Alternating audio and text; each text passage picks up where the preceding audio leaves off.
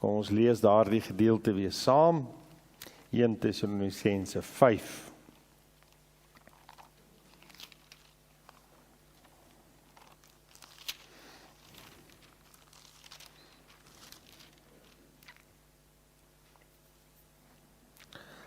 Vers 15, sorg dat niemand 'n ander kwaad vir kwaad vergeld nie, maar jaag altyd na wat goed is teenoor mekaar, sowel as teenoor almal. Wees altyd deurbly, bid sonder ophou. Wees in alles dankbaar, want dit is die wil van God en Christus Jesus, hoor julle. Blus die gees nie uit nie, verag die profeseë nie, beproef alle dinge, behou die goeie.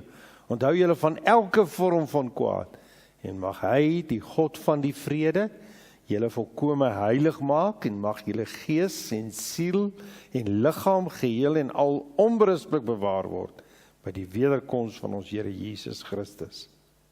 Hy wat julle roep, is getrou. Hy sal dit ook doen.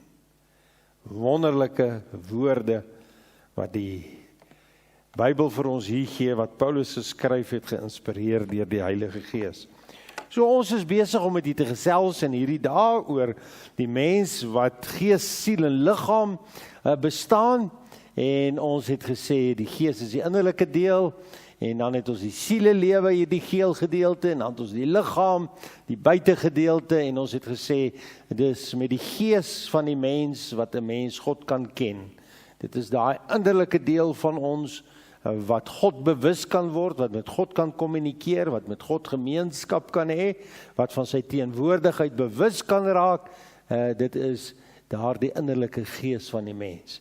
En dan kry ons die siele van die mens, en dit is gewoonlik selfbewus, want dit is waar my persoonlikheid in lê, en ek is selfbewus, en dan het ons die liggaam, wat wêreldbewus is.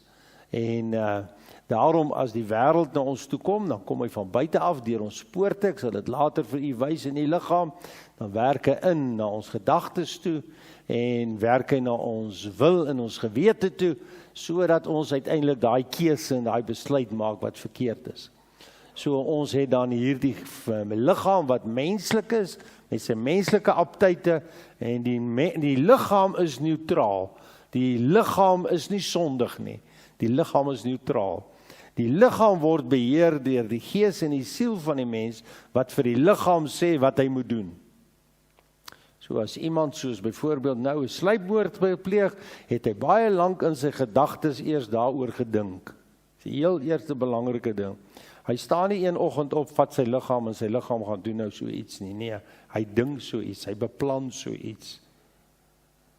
Staan nie, en dan sê vir sy liggaam, nou gaan jy dit doen, en dan doen sy liggaam dit. Nou is ons kwaad vir die liggaam, maar ons vergeet dat hier vanuit sy gees en sy siel van die mens, is dit waar die mens verkeerd gegaan het. En dit het gekom met die sondeval in die tuin van Eden. En daarom is die gees van die mens van nature dood. En daarom sê die Bybel in 1 Korintiërs 2 vers 14, die natuurlike mens neem die dinge van die gees van God nie aan nie. Dis vir hom dwaasheid, hy kan dit nie verstaan nie. Die mens soos hy gebore is, en hy tot sy verstand kom, kan die dinge van die gees van God nie verstaan nie. Daarom lees mense nie graag Bybel nie, gaan hulle nie graag kerk toe nie, wil nie graag die Here dien nie. Hoekom? Want die mens in sy natuurlike toestand soek God nie. By Romeine sê Paulus, daar's niemand wat God soek nie, selfs nie een nie. En as jy begeerte in jou hart gehad het en begin kry het om na die Here toe uit te reik, dan is dit die Heilige Gees wat jou alreeds getrek het deur sy genade. Andersins soek niemand God nie. Want hierdie gees van die mens is dood en hierdie gees moet lewend word. En die Heilige Gees moet in hierdie gees kom lewe. En daarom het God die mens gemaak met 'n gewete en 'n wil, en deur hierdie poorte van die sintuie van die mens en sy verstand word daar 'n invloed uitgeoefen op sy gewete en sy wil, en hy moet 'n keuse maak. En dan kom daar so 'n wonderlike dag in 'n mens se lewe waar ek onder sonde oortuiging gekom het en ek besef ek is 'n sondaar en ek is verlore, en dan kom ek en ek vra vir die Here om op grond van dit wat Jesus aan die kruis gedoen het, met sy kosbare bloed al my sonde te vergewe en deur sy gees in my te kom woon. En hierdie rooi gedeelte is die bloed van Jesus wat hierdie sondige lewe, hierdie dooie toestand verander en my vergifnis van sondes gee, en dan kom woon die gees van God in my gees. En dis 'n wonderwerk. En as dit met jou gebeur het, sal jy dit weet. En as dit nie met jou gebeur het, sal jy sê, die natuurlike mens neem die dinge van die Gees van God nie aan nie, dis vir hom dwaasheid. Hy sê, man, sulke goed bestaan nie. Totdat hierdie wonderwerk in jou siel met jou plaasgevind het, dan weet jy dat jou sondes vergewe is en dat jy 'n kind van God is. En dis die wonder van die geestelike lewe. Dis 'n bonatuurlike ingryping van God, dat selfs 'n leraar soos Nikodemus het na Jesus in die nag gekom en gesê, hoe kan ek die ewige lewe beerwe? En Jesus sê vir hom, jy's 'n leraar van Israel, jy weet hierdie dinge nie, as jy nie weer gebore word nie, as daar nie 'n geestelike geboorte in jou gees geplaas word nie, sal jy nie in die poort van die hemel ingaan nie.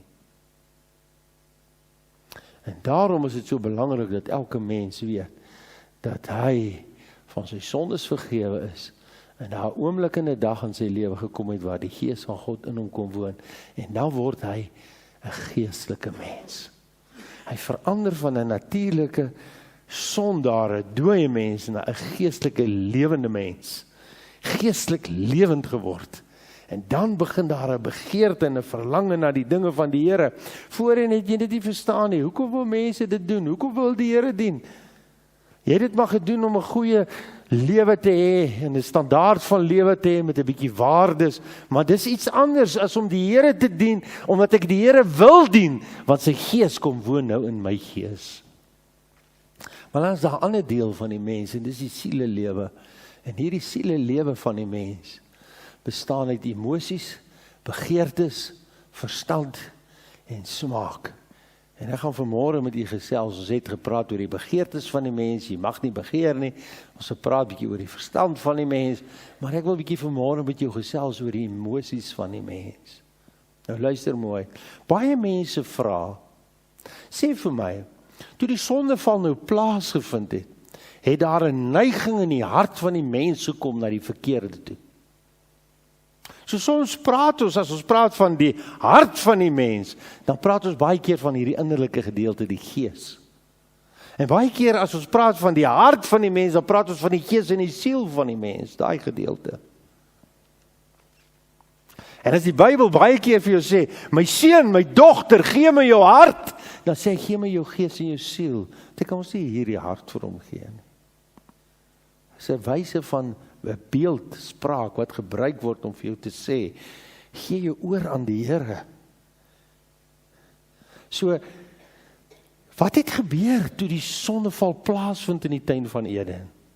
Jy moet baie mooi luister, as jy hierdie boodskap eenmaal verstaan, en jy snap hom, dan word dit so deel vir jou, en baie goed, en wat jy nie verstaan in jou geestelike lewe, en in die Bybel nie, word ewe skielik vir jou klokhelder. So toe daai sondeval plaasvind, wat het gebeur? Toe is hierdie gees van my dood. Maar my wil en my gewete, net sien of het ek kom hier, my wil en my gewete, hulle is aangetast, hulle is besoedel, en my emosies is besoedel, en my begeertes is besoedel, en my verstand is besoedel en besoedel.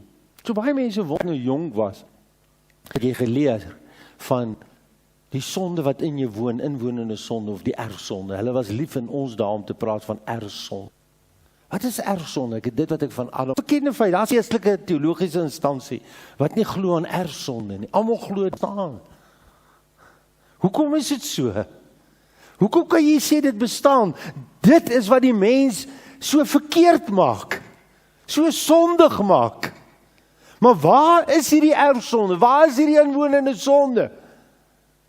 Dit is in hierdie fakulteite wat verdorwe en besoedeld geraak het. Jou wil, wat God se wil nie wil doen nie. Jou gewete, wat besoedel is, wat sleg geword het, sê die Bybel. Dit is hierdie begeertes van jou, wat verkeerd begeer en verkeerde rigting gaan. Jy wil goeie doen, dan gaan jy na die verkeerde toe. Dit is hierdie verstand van my wat besoedel is, en dis hierdie emosies van my wat besoedel is. So dis nie iets fisies nie, maar jy kan nie sê dit bestaan nie, want dit bestaan. Dis hoekom ek die magnetiese velde vir u al in die verlede gewys het. Jy kan nie magnesiumveld sien nie, maar jy kan die effek sien. So as jy daai vuilsels gooi op 'n wit papier en jy sit die magneet onder, en jy 2 noordpole, dan sê jy stoot af, as die noord en suid is trek hy aan. Maar ons kan hom nie sien nie. Ons kan sy effek sien op die bladsy met die vuilsels. Jy kan nie hom sien en aanraak nie, maar jy kan sy effek sien, en jy gaan hom vanmôre verder sien. So, wanneer ons nou vanmôre praat ons nou net van hierdie emosies. Dis hoekom hierdie sielelewe ek hier ook swart gemaak het. Want hierdie emosies van my en hierdie begeertes van my, en het besoedeld geraak.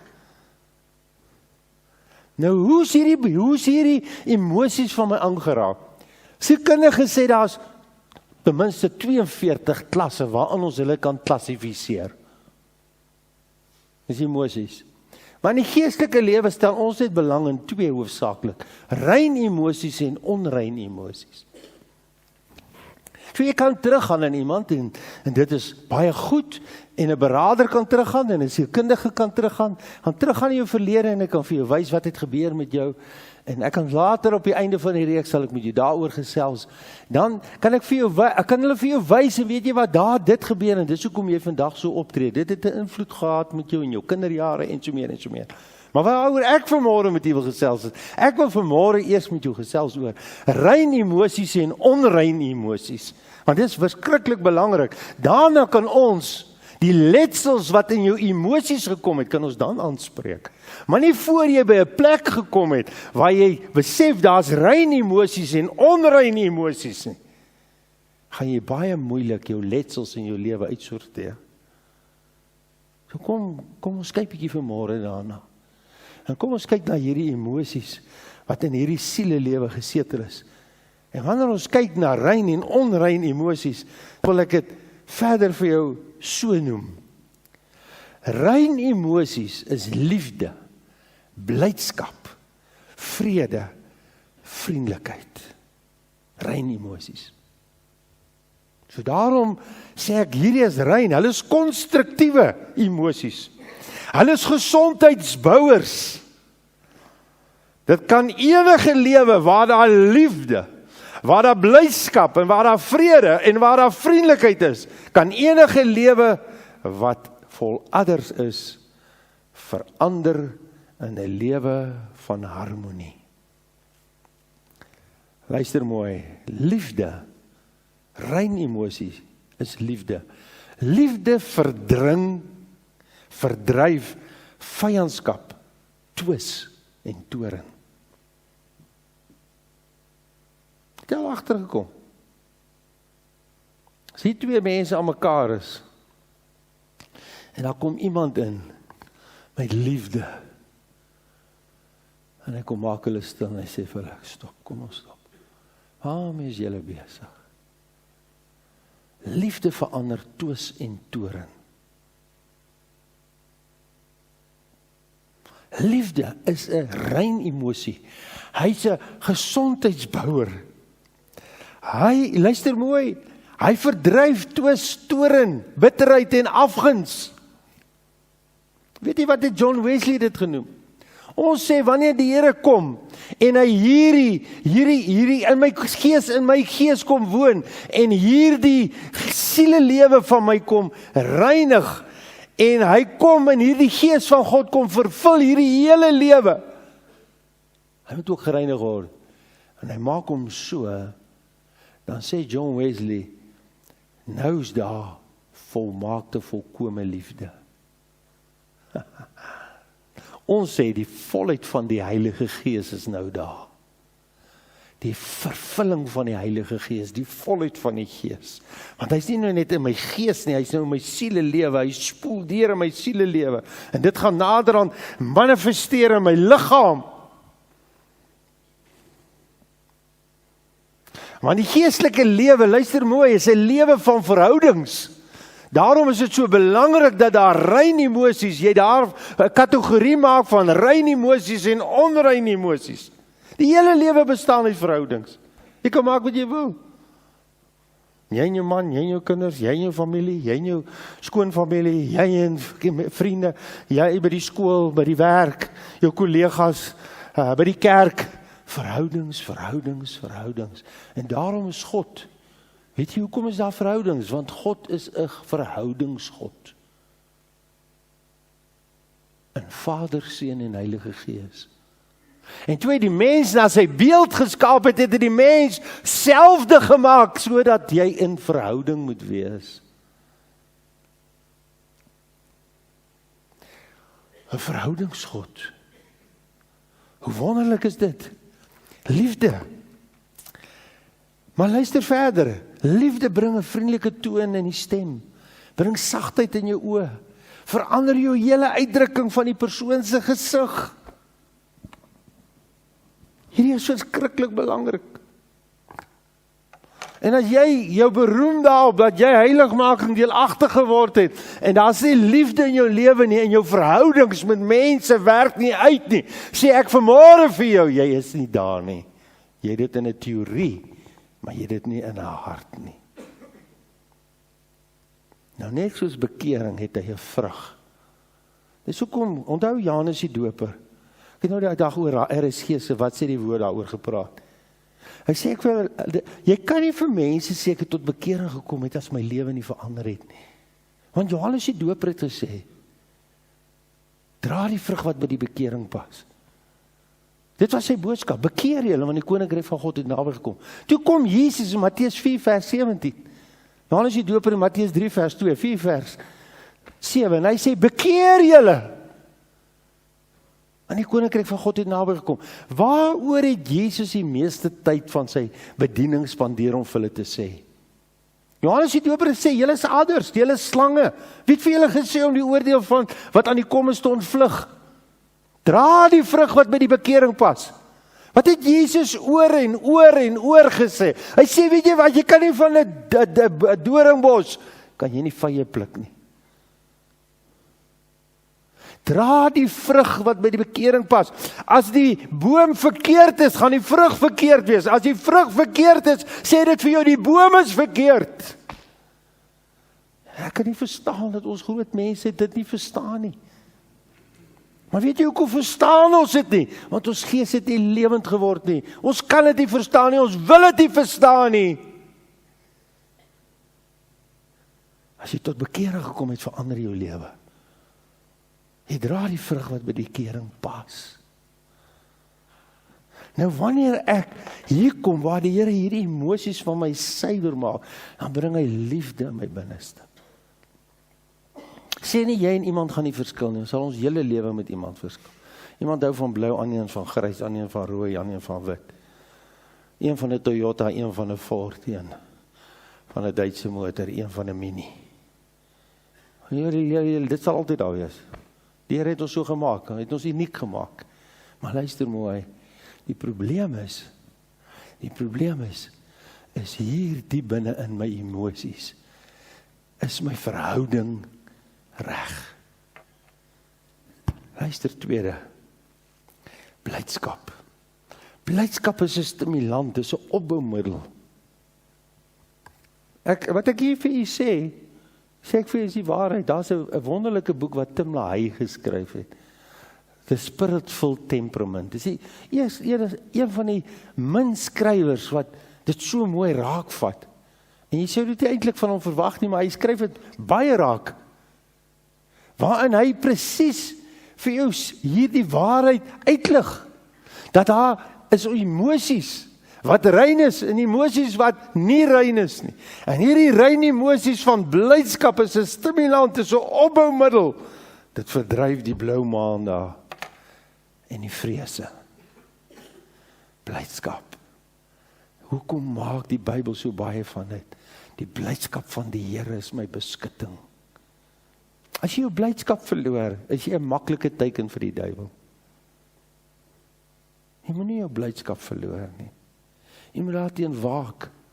Daarom as jy voel, en ons is nie dieselfde nie, nou is ons gemoed en alles op 'n high, sê die Engels, en dan gaan ons 'n bietjie af van die daal, en gaan ons op, maar weet jy wat, jy kan jou blydskap bly behou, al gaan jou liggaam op en af, al voel jy sekere tyd van 'n maand af, en 'n ander tyd goed, weet jy wat, jy kan jou blydskap en jou vrede kan jy behou. En ek voel ook partykeer nie lekker nie. Dan gaan ek net so in 'n slow motion in. Sê nie baie nie, praat nie baie nie, want ek weet hy gaan môre weer weg wees. Maar dit vat nie my innerlike blydskap weg nie. En jou innerlike vrede weg nie.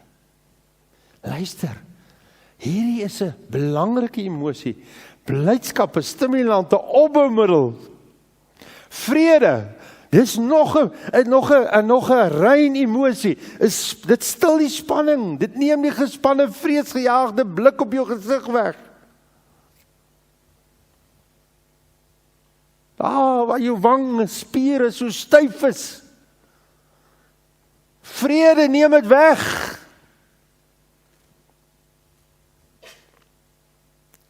Nou as jy so rondom jou kyk en jy sien die wêreld waarin ons leef. Vrees, vasgevangde mense vol vrees. Vrees.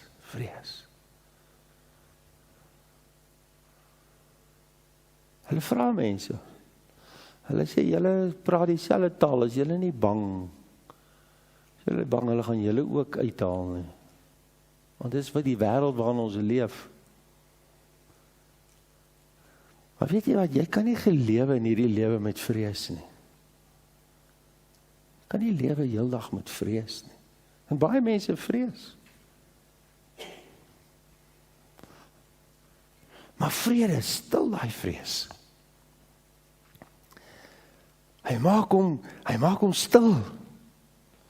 Hy maak daai spanning stil. Vriendelikheid is 'n reaksie op die hart. 'n reaksie op jou gees, vriendelikheid. Het jy nou al gesien as jy nou iemand nou jy kom nou gelyk by die 4-rigting stopstraat. En hy wil draai en jy moet draai. Of iemand is ergens in 'n ry en julle twee kom nou gelang by die ry. En hierdie ry is lank. En jy sê ewe skielik vir die persoon, weet jy wat? Staan maar voor my. Het jy gesien? Hy was gejaagd, hy was besig en toe ewe skielik staan glimlag. Jy glimlag vir hom, sê kom staan nie voor my nie ry. En toe jy glimlag, toe glimlag hy. Want vriendelikheid het 'n onafwendbare invloed op iemand anders wat in sy gemoed en sy gees inwerk. En as jy vir hom sê, ry maar. Want niemand wil sê vir die ander een ry nie, ons wil almal ry. Ons wil almal eers in die ry wees. Maar die vriendelikheid verander. Verander daai persoon. Maar die teenoorgestelde is ook waar. Dis rein emosies, maar daar's ook onrein emosies. En wat is hierdie onrein emosies? Kwaad word. Die meer verloor. Die Bybel sê soos 'n oond wat brand. Kwaad word. Dit prikkel die bloedsomloop. Letterlik, dit is so. Dit gee hartprobleme. Aanhoudende kwaadheid, mense wat aanhoudend kwaad is, doen dieselfde skade aan hulle liggaam as wat koors aan jou liggaam. Vergiftig jou bloed. Rein emosies, onrein emosies. Dis hoekom hierdie deel swart is. Nou woon die Gees van God in jou. Maar weet jy wat? Hierdie sieledele van lewe van my is nog nie skoon gemaak en gereinig nie. Want die Heilige Gees het nog nie volle beheer hieroor nie. En daai emosie en daai wil nog sy wil doen. Die Here is in my, sy Gees is in my, maar ek wil nog my wil. En luister mooi. Jy gaan baie boeke lees. Baie mooi luister wat ek vir jou sê. Jy gaan baie boeke lees. Jy gaan baie beraders sien. Tot die dag En ek sê nie, jy gaan hulle nie daarna sien nie, hulle is altyd daar, hulle kan vir jou help. Maar jy gaan baie sien, en baie, tot die dag wat jy besluit, hierdie emosie van my is onrein, is verkeerd. Ek het tot bekering gekom toe ek 16. En ek is die Here dankbaar, het my verander. Ek het altyd 'n begeerte, ek kan nie vir julle verduidelik nie, maar ek het altyd 'n begeerte gehad. Die Heilige Gees kom woon in jou, ek het altyd geweet, daar's iets meer. As wat ek nou het in my geestelike lewe. Veral na my eerste jaar, tweede en my derde jaar, ek in matriek is, toe besef ek, maar daar is definitief iets meer in die geestelike lewe. Daar is iets meer. Dis nie net, ek kan nie net tot bekering kom, dit is wonderlik, en die Here het my lewe verander, en ek is klaar met die wêreld, maar ek het 'n stryd in my binneste na iets meer, 'n dieper verlange na iets hoër, want dan het ek 2 verskriklike probleme gehad. Ander goed het ek glad nie mee gesukkel, met die wêreld, en drank en rook, en partytjies, en mense, en goed. Ag, dit is afgeval soos blare van my af, is weg, ek het my nie naby daar begeer nie, maar ek het 2 probleme gehad. Die een was, ek kan verskriklik kwaad geword. Ek het my meer verskriklik verloor. Nie elke dag nie, so eenmal in 'n week, of eenmal 2 weke, 3. My broer Chris kom my terg. Want dis sy persoonlikheid, hy's 'n terggees. Manne, dan word ek kwaad. En hy so 6 voet, 2, 3, is groot, lank. Maar so klein as wat ek is, ek storm hom. Ek pak hom. En as ek ergens werk, en daai ding wat ek werk nie mooi uit nie. En hy kom nie soos ek hom gewou maak nie, met my hande nie. Dan vat ek 'n hamer en dan slaan ek hom flenters. Dan skop ek hom daar. Dan loop ek. Na my bekering, nie elke dag nie. Nie elke week nie. So van tyd tot tyd. En dan, daai aand, voel ek so sleg hier binne in my. Dan sit ek voor my bed, dan sê ek, Here, dit kan nie wees nie. Dit kan nie wees, U het my gered, en ek sukkel so met my hiermee, ek word so kwaad. Word blind. En die ander ding is, ek het getuig vir die Here, ek het met mense gepraat. Maar dan het ek partykeer die Here verloor en ek kry skaam vir hom. Daai 2 goed het my klag gemaak, klaar. Hoeveel keer ek in die aande bely het, Here, ek is jammer. Here, ek is jammer. Here, vergewe my, ek kan nie. Oor en oor, 2 jaar het ek in die aande bely en gesê, Here, ek is jammer. En toe het ek vir die Here gesê, my matriekjaar, as ek uit hierdie skool, sal ek my lewe onvoorwaardelik aan U oorgee. En my hele toekoms. Alles. En dan het ek die een groep gehad, wat sê, ag, Nardus, dit sal nie gebeur nie, daar bestaan nie so 'n lewe nie. En dan die ander, was daar van die minderheid, hulle het gesê, daar is so 'n lewe. En dan het ek begin soek en lees en luister. En ek begin Chris se boekies lees. En ek lees die een, God se voorneme. En ek lees die volgende een, lees en oorwin. En ewe skielik skakel dit aan. En toe sê ek, Here, maar nou moet ek hier soek, en ek weet nie hoe nie, maar ek weet ek het 'n drang. En dis die Paasnaweek, die eerste Paasnaweek, 79. Ek is 78 matriek, 79. En ek besluit, ek sal nie, hierdie kamp sal ek na toe gaan, maar ek sal net die Here gaan soek, ek sal niks anders doen nie, ek gaan net die Here soek, en voor die tyd begin ek. Ek sê, Here, hoe gaan ek hier soek? Ek weet nie hoe gaan ek hier soek nie, ek weet nie hoe om daarby uit te kom nie. En ek lees en ek dink is in Jona, roep 'n vasdag uit. Ek sê, Here, ek is 18, 19 jaar oud, ek het nog nooit gevas nie, ek weet nie wat vas nie. Die Here sê, roep 'n vasdag uit, as jy my wil soek, soek my. En ek besluit, nou gaan ek nie meer eet nie. Ek sal net water drink. Ek sal soek en soek, totdat die Here dit vir my doen. En daai Paasnaweek sê ek vir die Here, hy is my hele lewe, alles. My kwaad word, my skaam vir U, my alles, Here, is ek. En luister nou mooi, as jy nie daar kom, solank jy nog dit regverdig, sal jy nooit vrykom nie. As jy kwaad word, regverdig, gaan jy nooit vrykom nie. As jy skaam vir die Here, as jy dit gaan regverdig, sal jy nooit vrykom nie. Want daar's 'n rein emosie en daar's 'n onrein emosie. Dis 'n onrein emosie.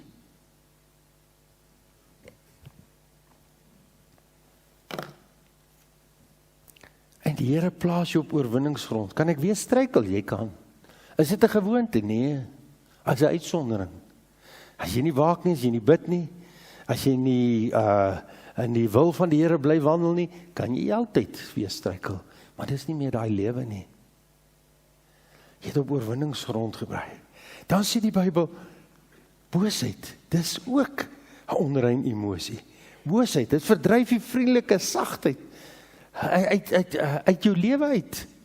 Wat is nog onrein emosie? Jou hoogmoed, jou jaloesie. En wat maak dat ek so kwaad word? Wat maak dat ek dit regverdig? Dis oor ek hoogmoedig is en ek nie kan buig en erken nie. Dis een ding om vir iemand te sê, wil jy vervul word met die Heilige Gees? Sê ja. Wil jy krag hê? Ja. Ek wil dit hê. Dis 'n ander ding om daar te kom waar jy sê, Here, ek moet eers handel met die onrein emosie in my. Dan is dit 'n ander ding, jy weet. En dis hoekom ek sê, hierdie kant van die boodskap is verskriklik belangrik, want dit is wat mense nie verstaan nie. En ek wil afsluit, ek sien die tyd het ons ingehaal met Kolossense 3. Want as jy jou Bybel daar het, kan jy daarna toe blaai, en as jy hom nie het nie, dan moet jy dit na die tyd gaan lees. Dit is makliker om te onthou. Kolossense 3 vers 5. Maak dan dood julle lede wat op die aarde is. Hoerery, onreinheid, hartstog, slegte begeertes, gierigheid, afgodediens. Nou vers 8. Maar nou moet julle ook dit alles af lê in die oriste tyd, 'n oomblik wees wat jy dit doen. Toorn, woede, boosheid, laster, skandelike taal uit jou mond. Hou op vloek. As kinders van die Here wat vloek, jy moet ophou vloek. Die Bybel sê dit. Nie ek nie, nie Nardus, nie Eben na Eester nie. Glo jy die Bybel?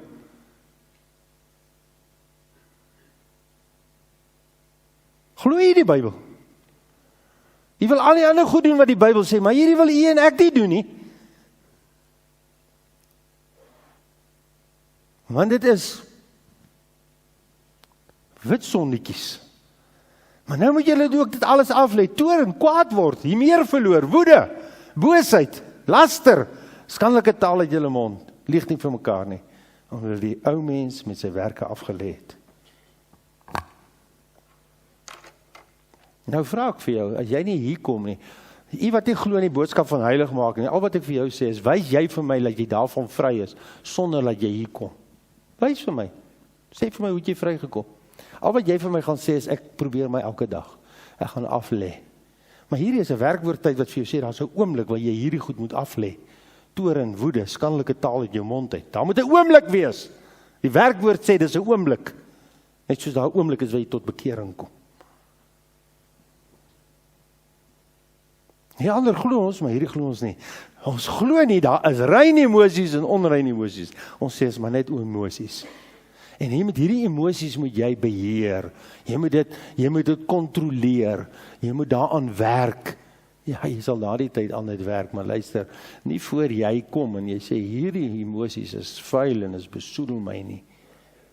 Gaan jy nooit vrykom nie, want jy erken dit nie. Jy regverdig dit. Nou gaan ek jou een teksvers quoteer. En dan sluit ek af, 2 Korintiërs 7 vers 1. Terwyl ons al hierdie beloftes het, geliefdes, laat ons van alle besoedeling, luister nou baie mooi, van die vlees en die gees reinig.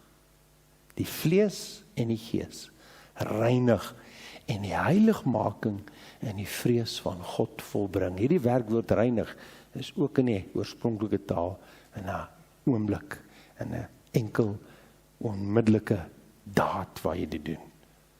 En dan volbring is in die voortdurende tyd present tense.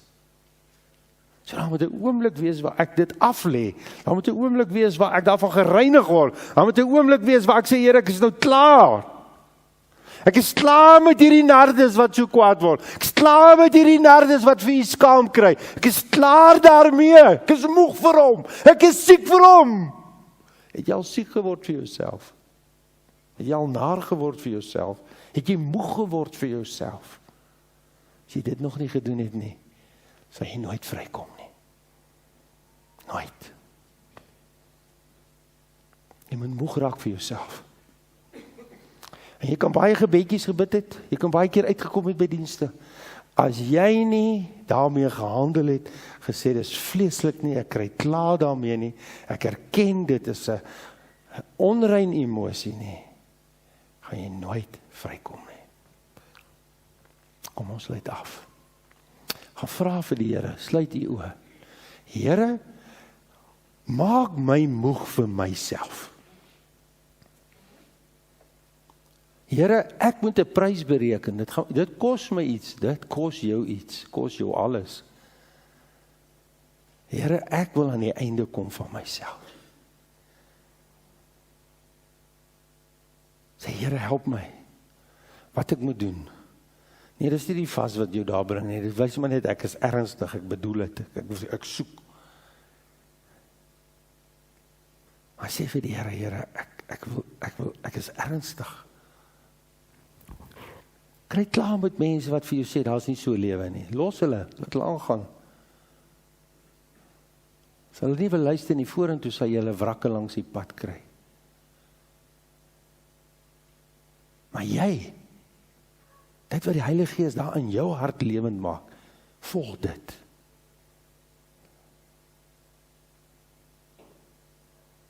Vader, baie dankie dat ons vanmôre kan stilstaan. Dankie dat Paulus inspireer die Heilige Gees gesê het, hy wat julle geroep het, hy sal dit ook doen. Nie die kerk nie, nie mense nie, nie die prediker nie, hy sal dit ook doen. En ek bid U vanmôre vir daai persoon, of persone wat sê, Here, ek soek U met my hele hart, totdat U vir my dit doen. Help hulle, terwille van U naam, en terwille van U eer.